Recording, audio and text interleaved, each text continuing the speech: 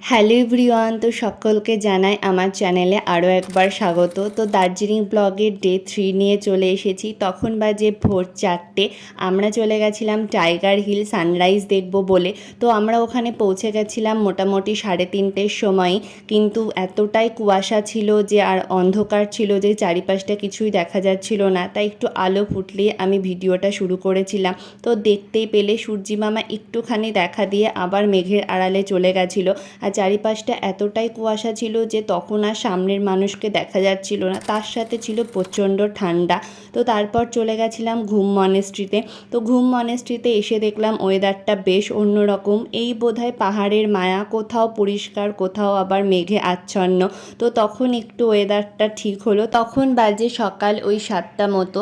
তো এই হচ্ছে মনেস্ট্রির বাইরেটা। সেদিন কিন্তু বেশ ভালোই ভিড় ছিল। তো চলো এবার ভেতরে যাওয়া যায়। তো ভেতরে গিয়ে কিন্তু আমার একটা আলাদাই শান্তি অনুভব হলো। চারিদিকের এত কোলাহলের মধ্যে এই জায়গাটা পুরো নিরিবিলি ছিল আর ভীষণই শান্ত ছিল। তো মনেস্ট্রির বাইরে এরকম কিছু দোকান ছিল যেখানে এই জিনিসগুলো বিক্রি হচ্ছিল। তো তোমরা কিন্তু দার্জিলিংয়ের স্মৃতি হিসাবে এই গিফট আইটেমগুলো নিজেদের কাছে রাখতেই পারো।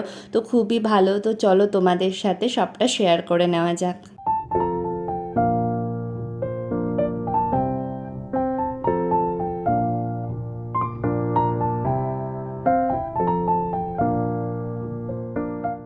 এই ছিল আজকে মা বাবাদের আউটফিট। তো মনেস্ট্রির বাইরে এরকম সুন্দর সুন্দর ফুলের গাছ ছিল, আর ফুলগুলো দেখলেই আমার ভিডিও করতে ইচ্ছা করছিল, কারণ যেরকম কালারফুল সেরকমই সুন্দর দেখতে। তো তারপর ওখান থেকে বেরিয়ে গেলাম। তো রাস্তায় এক জায়গায় দাঁড়িয়ে খেয়ে নিয়েছিলাম পাহাড়ি মোমো। তো আজকেই প্রথম ওখানকার মোমো ট্রাই করলাম, আমার বেশ ভালোই লেগেছিল। তো তারপরে পৌঁছে গেছিলাম বাতাসিয়া লুপে। আর বাতাসিয়া লুপে এসে দেখলাম আবারও সেই কুয়াশা নেমে এসেছে বা মেঘ। তো চলো বাতাসিয়া লুপটা ঘুরে দেখি আর তোমাদের সাথেও সবটা শেয়ার করে নিই। তো এখানে তো বিভিন্ন ধরনের সোয়েটার, তারপরে উলের চাদর, এগুলো সব বিক্রি হচ্ছিল। তো আমরাই সেগুলো একটু ঘুরে ঘুরে দেখছিলাম। আর এইখানে কিন্তু নিজের হাতে তৈরি করা উলেন ফ্লাওয়ারও পাওয়া যাচ্ছিল। তো বেশ ভালো লাগছিল। আর ওয়েদারটা কিন্তু তখনও বেশ ঠান্ডা ছিল আর হাওয়া দিচ্ছিল। তো আমি ওকে বলছিলাম চলো লাইনের ওপর দিয়ে হাঁটবো, দেখি কে থাকে আর কে পড়ে যায়। বলতে বলতে টয় ট্রেন চলে এলো। তো আমরাও ভেবেছিলাম যে এই রাইডটা করব, কিন্তু টিকিট অ্যাভেলেবেল ছিল না, তাই জন্য আর ওখানে গিয়ে টয় ট্রেন চড়া হয়ে ওঠেনি। তো যাই হোক, চলো বাতাসিয়া লুপটা এবারে একটু ভালো করে ঘুরে দেখা যাক।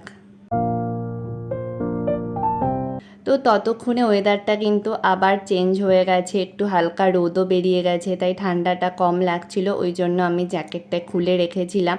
তো আমরা উঠে পড়েছিলাম একদম বাতাসিয়া লুপের টপে। আর দেখো টপ থেকে ভিউটা কিন্তু ঠিক এরকম লাগছিল। তো ওখান থেকে চলে গেছিলাম তারপর আমরা রক গার্ডেন। তো এই রক গার্ডেনে এসে আমার কিন্তু বেশ ভালো লেগেছে। আর এই যে পাহাড় বেয়ে যে ঝর্নার জলটা পড়ছে, এর আওয়াজটা কিন্তু অসাধারণ। আর তার সাথে জলটা ছিল খুবই ঠান্ডা। তো ওখানে এরকম রাস্তা আছে যেটা দিয়ে আরও ওপরের দিকে ওঠা যায়। আর কিছুটা ওপরে উঠলেই এরকমভাবে আবার ভিউ পয়েন্ট রয়েছে। তো অনেকটা ওপরেই আমরা উঠেছিলাম, মানে প্রায় পুরো টপে আমরা চলে গেছিলাম। আর দেখো ওই যে ওখান দিয়ে আমরা হেঁটে কিন্তু এইখানটাতে পৌঁছে গেছিলাম। তো তারপরে চলে গেছিলাম আমরা হচ্ছে অরেঞ্জ ভ্যালিতে। তো এই জায়গাটায় যে আসবে না সে যে কী মিস করবে, মানে কি বলবো। আমার সবচেয়ে যদি কোনো জায়গা ভালো লেগে থাকে তাহলে হচ্ছে এইটা।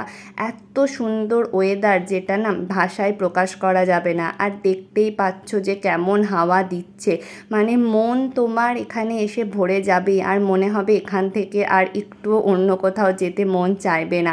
তো আমার তো সেটাই হচ্ছিল, মনে হচ্ছিল ঘন্টার পর ঘন্টা এখানে বসেই সময় কাটিয়ে দিই, এখান থেকে আর কোথাও যেতে ইচ্ছা করছিল না। কিন্তু ফিরতে তো হবেই, তাই ফিরে চলে এলাম। তো মন কিন্তু আমার ওই অরেঞ্জ ভ্যালিতেই পড়েছিল। তো তোমাদের আজকের পুরো ভিডিওটা কেমন লাগলো কমেন্টে জানিও।